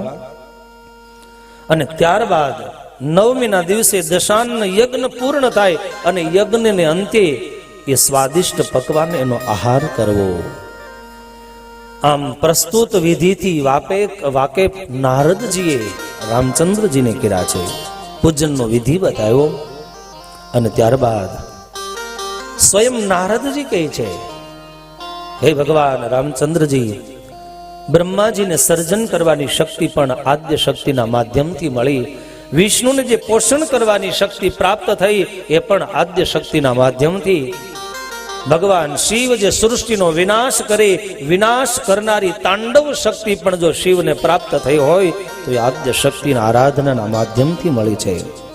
શ્રદ્ધાપૂર્વક સંયમથી વિશ્વાસ સાથે આ વ્રત કરજો. અને ત્યારે આ અર્ચન પૂજનના માધ્યમથી સ્વયં ભગવાન રામચંદ્રજી તમને સીતાની પુનઃ પ્રાપ્તિ થશે, દશાનન રાવણનો વધ થશે. આખિર સમય પછી સમય જાય છે. ભગવાન રામચંદ્રજીએ નારદજીએ જે રીતે કહ્યું એ રીતે નવરાત્રાની અંદર 9 દિવસ સુધી અર્ચન અને પૂજન કર્યું. ત્યારે વચ્ચે પ્રશ્ન પૂછવામાં આવ્યો, આ એ સીતાજી કોણ હતા કે જેને રાવણના નાશનું કારણ બન્યા હતા? ત્યારે આ પ્રસંગ સમજાવવા માટે એમ કહેવાય છે કે સ્વયં સીતાજી એ જ આદ્ય શક્તિના રૂપમાં હતા. એક ઋષિની પુત્રી તરીકે જન્મે છે, જંગલની અંદર જઈ એકાંતમાં ઈશ્વરનું આરાધન કરે. જેની મતિમાં દૂર વિચારો આવ્યા છે. એક દિવસ રાવણ એ રાહ ઉપરથી પસાર થાય છે અને સાધના કરતા તપ કરતા આ ઋષિ કન્યાને એને જોઈ. ઋષિ કન્યાના રૂપને જોતા એના મનના વિચારોની અંદર વમળો આવ્યા છે. ઋષિ કન્યાની સાથે લગ્નનો પ્રસ્તાવ મૂક્યો છે. ઋષિ કન્યાનું મન ઈશ્વર આરાધનમાં હતું, ઇનકાર કરી દીધો. પર આખીર જે રાવણને તપનો અભિમાન છે આ વાત રાવણના મગજમાં ન ઉતરી. ગુસ્સો કર્યો, વિરોધ કર્યો અને ઋષિ કન્યાનો સ્પર્શ કરીને કહે છે, મારો સ્વીકાર કર, નહીતર અન્યથા હું તને ઉપાડીને અપહરણ કરીને લઈ જાશ. પર પુરુષનો શરીરને સ્પર્શ થયો એમ માનીને ઋષિ કન્યાએ એ વખતે એમ થયું, હવે આ શરીર સાધનાને લાયક નથી. દેહ ધર્મથી, શરીર ધર્મથી એને મારો સ્પર્શ જ માત્ર કર્યો છે. હવે આજથી આ શરીરનો હું ત્યાગ કરું છે. જોત જોતા એમ કહેવાય, એ જ વખતે ઋષિ કન્યાએ દશાનંદને શ્રાપ દીધો છે. જા, જે ઋષિની કન્યાઓ નિખાલસ ભાવે ઈશ્વર આરાધન માટે જંગલમાં સાધના કરે, એના અપહરણના વિચારો કરે છો. આ દેશની સંસ્કૃતિ અપહરણની નથી, સમર્પણની છે. અને ત્યારે તે મારો અપહરણનો સંકલ્પ કર્યો, મારો સ્પર્શ કર્યો, હું આ દેહનો ત્યાગ કરું છું. પણ યાદ રાખજે, આ જ ઋષિની કન્યા તારા સર્વસ્વ વિનાશનું કારણ બની અને જગતમાં જન્મ ધારણ કરશે. એ જ ઋષિ કન્યા આજ સીતા બની જગતની અંદર પધારે છે. એમ કહેવાય, રામાયણની અંદર સીતાએ કાયમને માટે મૌન સેવ્યું હતું, અને મહાભારતની અંદર એમ કહેવાય દ્રૌપદી ક્યારેય મૌન નથી રહ્યા. અને જો સીતા ક્યારેક બોલ્યા હોત તો કદાચ એમ કહેવાય કે આવી રામાયણ ન સર્જાણી હોત. અને કદાચ દ્રૌપદીએ થોડોક બોલવા ઉપર સંયમ રાખ્યો તો કદાચ મહાભારતનું સર્જન ન થાત. એટલે ક્યારે કેટલું બોલવું, કોની સામે કેમ બોલવું, એ જો માણસને આવડી જાય તો ઘરમાં કોઈ દી રામાયણ ન થાય, તેમ ઘરમાં કોઈ દી મહાભારત ન થાય. આ આપણા શાસ્ત્રોનો સિદ્ધાંત છે. જેમ ઘી લેવા જાઓ, અમે સવારે જૂનાવાસમાં મંદિરે ગયા હતા, અમારા સોલંકીભાઈ બેઠા છે. હું તો એમ કહું, અત્યારે વર્તમાન સમયના ભામાસા છે. ગાયો માટે, સમાજ માટે, પશુ પક્ષીઓ માટે દરરોજ 100 કિલા અનાજનો એ રોટલા અને રોટલી બનાવી અને કૂતરાઓને ખવડાવે, ગૌ માતાને ખવડાવે. ધન્ય છે ના મા બાપના સંસ્કારને હું તો કહું ધન્યવાદ. ઈશ્વરે આપ્યું છે તો આપે છે. આ સંપત્તિ માટે કોઈ પ્રશંસા નથી, યાદ રાખજો. અને ત્યારે યાદ રહે, ક્યાં કેટલું બોલવું, કેવું બોલવું, એ માણસને, સમાજને જો વાંચતા અને લખતા આવડી જાય ને, ખાલી લખેલું વાંચવું એ વાંચ્યું ન કહેવાય, સાંભળેલું બોલી નાખવું એ બોલ્યું ન કહેવાય. એમાં સાર અસાર વિવેકની ગરણી હોવી જોઈએ. જેવું સાંભળ્યું એવું કહી ન દેવાય, અને જેટલું યાદ છે એટલું બોલી ન નખાય. અને એટલા માટે જે સ્વામિનારાયણ ભગવાને સર્વજીવ હિતાવહનો સંદેશ આપ્યો છે. સાચું બોલજો, સત્ય બોલજો, પણ સાચું ને સત્ય સમાજનું જો હિત કરનાર ન હોય તો સાચું ન બોલતા ને સત્ય ન બોલતા. આ કેટલી ઊંચી ભાવનાઓ આ દેશના શાસ્ત્રોએ આપણને આપી છે. અને ત્યારે ભક્તો, અહીં આખીર રામાયણ, મહાભારત, આ બધા જ શાસ્ત્રો આપણા આત્મ કલ્યાણ માટે આ દેશના ઋષિ મુનિઓએ લખ્યા છે. ક્યાંથી શક્તિ મેળવી, ક્યાંથી સમાજનું નવું જીર્ણોદ્ધાર કરવો, તૂટેલા પરિવારને કેમ જોડવો. આપણને જાજી બુદ્ધિ આપે છે ને આપણે તોડવામાં લાગી જઈએ છીએ.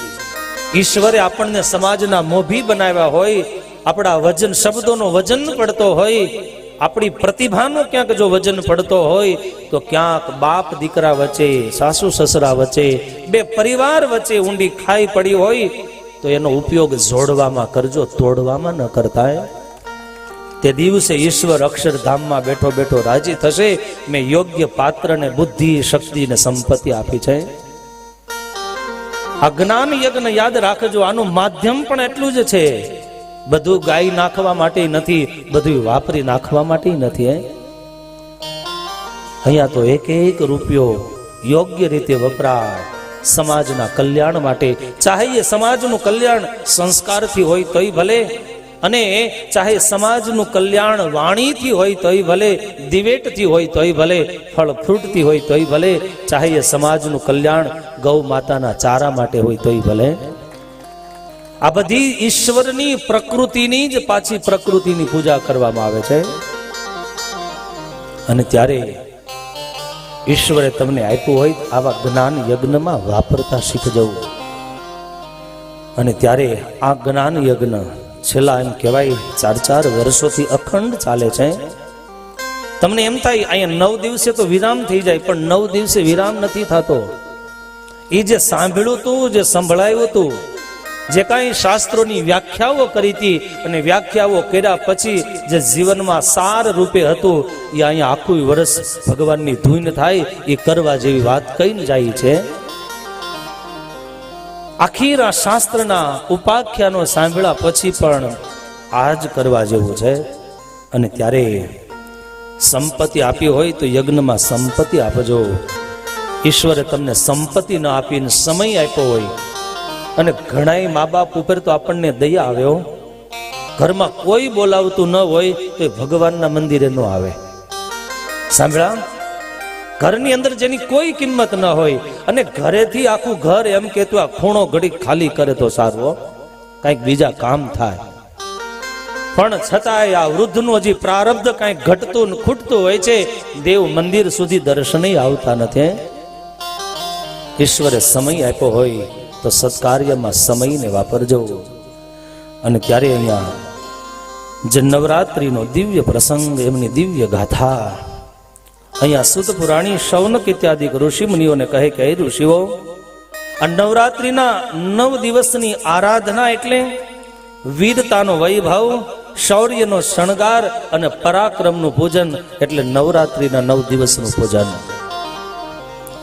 અને ત્યારે 10મો દિવસ એટલે જેને આપણે વિજયાદશમી કહીએ ને સંબોધીએ, આ વિજયાદશમી કહેતા દશમનો જે દિવસ, નવરાત્રિના 9 દિવસ પૂરા થાય પછી સીમા ઉલ્લંઘનનો દિવસ કહેવાય. અને દશેરાનો દિવસ એટલે એમ કહેવાય તે દિવસે મુહૂર્ત જોવાની જરૂર નથી, ચાહે વેપાર કરવો હોય, ચાહે કોઈ પણ કામ કરવું હોય. પણ એ ક્યારે ખબર? આ નવરાત્રિમાં 9 દિવસ સાધના કરી હોય તો. પણ આપણે એ તો કરતા નથી, ખાલી બુકિંગ કરાવી દે, દશેરાને દિવસે લઈ જશું, દશેરાને દિવસે રહેવા જતા રહેશું, ગાડી લઈ આવશું, દુકાન શરૂઆત કરશું. પણ દશેરાનો દિવસ મા બાપ 100% પવિત્ર છે. પણ જેણે 9 દિવસ ઈશ્વરની આરાધના કરી હોય તો. અને એટલા માટે 9 નો આંકડો હિન્દુ ધર્મમાં પૂર્ણ આંક ગણાય. ભક્તિ તો 9 પ્રકારની. અને ત્યારે આ 9 દિવસ નવરાત્રના દિવ્ય પાવન પ્રસંગો. અને દશમનો દિવસ એટલે એમ કહેવાય તે દિવસે ભગવાન રામચંદ્રજીએ પણ દશરથનો એ કહેવાય દશાનંદનો નાશ કરી અને રાવણ ઉપર વિજય મેળવ્યો હતો. અને આનાથી આગળ જાઓ તો તમને એમ કહું, ભગવાન બુદ્ધનો જન્મ પણ દશેરાને દિવસે થયો. અને દશમીને દિવસે એમ કહેવાય સદબુદ્ધિની માંગણીઓ થાય અને આખીર જગદંબા પાસે દિવ્ય શક્તિ માગવામાં આવે. દશમીનો વિશિષ્ટ દિવસનો તમને વાત કહું તો દશમીને દિવસે સૂર્યનારાયણની પૂજા થાય. અને વિશિષ્ટ કરી શમી એટલે ખીજડાના વૃક્ષની પૂજા થાય. દશમના દિવસે, દશમીને દિવસે જેને વિજયાદશમી કહેવાય, એ દિવસે વિશેષ કરી અને શસ્ત્રોની પણ પૂજા થાય. આ પૂજાની, ખીજડાના પૂજનની પરંપરા, શસ્ત્ર પૂજનની પરંપરા સ્વામિનારાયણ ભગવાન જ્યાં સુધી જીવા ત્યાં સુધી લક્ષ્મીવાડીએ કાયમને માટે દશેરાના દિવસે એ ખીજડાનું પૂજન અને શસ્ત્રનું પૂજન કરવા જતા હતા. અહીંયા સુત પુરાણી શૌનક ઇત્યાદિ ઋષિ મુનિઓને કહે કે હે ઋષિ મુનિઓ, દશમીના દિવસે સુંદર મજાનું દૂધ, દહીં, માલપુઆ, ખીર આવા સ્વાદિષ્ટ પકવાનો બનાવી ભક્ષ્ય, ભોજ્ય, લેહ્ય, ચોષ્ય આવા 4 પ્રકારના અન્ન રાંધી સૌને જમાડવા આ ભારતની ભાતીગળ ભવ્ય સંસ્કૃતિ છે. અને એના કરતાંય વિશેષ તમને કહું તો જે દિવસે તમારે આંગણે કોઈક આગંતુક આવે, કોઈ ભટકતો આવે, કોઈ અતિથિના રૂપમાં આવે, કોઈ અશ્વ કહેતા શ્વાનના રૂપમાં આવે તો એને લાકડી લઈને તગડી ન મૂકતા. ઈશ્વરે તમને આપ્યો હોય, જમવાનો સમય હોય તો બટકું રોટલો નાખતા શીખજો. પણ એક કૂતરું રોટલો અજાણતાથી લઈ ગયો અને આખું ઘર લાકડી લઈને પાછળ થાય. અને એમાંય જો હાથમાં ન આવ્યો તો છેલ્લે શું કે ખબર? એ બાપાના નામનો ગયો.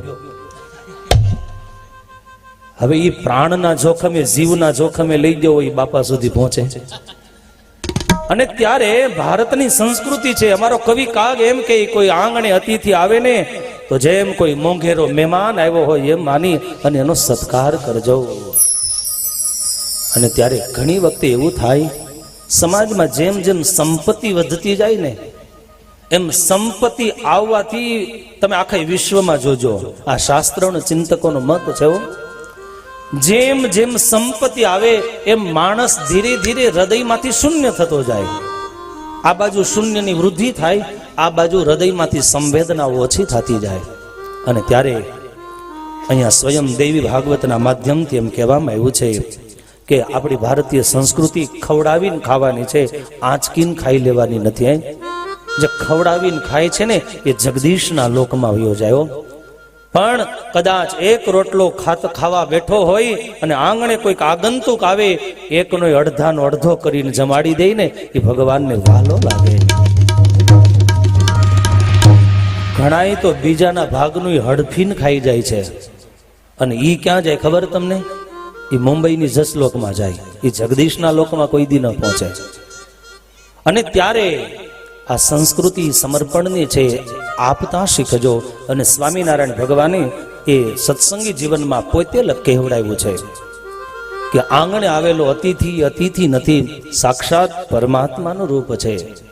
અને જે દિવસે આંગણેથી અતિથિ તિરસ્કારથી જાય છે, કંઈક લીધા સિવાયનો જાય છે, ત્યારે યાદ રાખજો એનું જે કઠણ પ્રારબ્ધ તમને આપે છે, તમારા આખાય ઘરનું પુણ્યને લઈ પુણ્યમાદાય ગચ્છતિ, આખાય ઘરનું પુણ્ય લઈને જાય છે.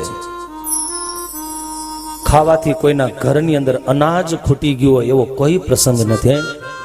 આ કેટલાય વર્ષોથી આ પરિવાર ખવડાવે છે, એના ઘરમાં કોઈ દિવસે ખૂટ્યું નથી. અહીંયા તો જગતનો નિયમ છે, સ્વયં દેવા વાળો જે આપે છે બે હાથથી, એને 1000 હાથ વાળો પોતે સેવક બનીને સેવા કરવા આવે, એવી તો આ દેશમાં સંસ્કૃતિ રહી છે. ત્યારે સુંદર મજાની દેવી ભાગવતની એ દિવ્ય કથા તૃતીય સ્કંદની અંદર જગદંબાના પ્રાગટ્યની કથા સુત પુરાણીએ શૌનક ઇત્યાદિ ઋષિમુનિઓને કહી. આ સમસ્ત કથાઓ ભગવાન શ્રી હરિના ચરણે સાદર સમર્પિત કરી દઈએ.